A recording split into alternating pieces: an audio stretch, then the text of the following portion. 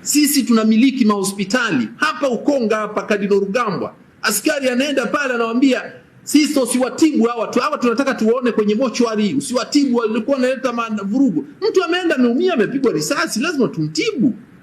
Alafu baadaye sheria uzuri zaidi, sheria zinaruhusu hata kama ana ile mnaita nini PF3 tunaruhusu kumtibu. Alafu baadaye ndio tunahakikisha kwamba tunatoa taarifa polisi, mtu huyu hapa alikuja na amepigwa risasi, hatujui nani amepiga, lakini tumeona tuokoe maisha yake, sababu kitu cha kwanza kuokoa maisha, ambayo sheria imekuja nzuri sana. Unaokoa maisha, afu baadaye mengine yatafuata mkondo wake.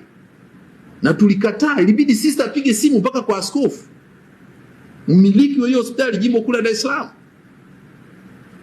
akamchie.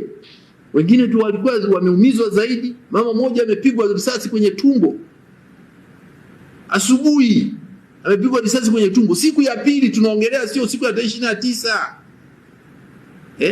Sasa yametokea, si tuna hospitali, maiti tumezipokea. Sasa unaposema tusikiri, tukiri watu wameuawa kwa kupigwa risasi za moto. Hatujiongelea waliokatwa mapanga, sijui kama na wenyewe wapo, hatujui. Ndio polisi watatuambia sasa. Labda hiyo tume ndio itasema. Nimesema risasi tu, lakini zipo walikatwa panga au hapo walifanya nini. Kwa hiyo hakuna swala kusema tusubiri tume.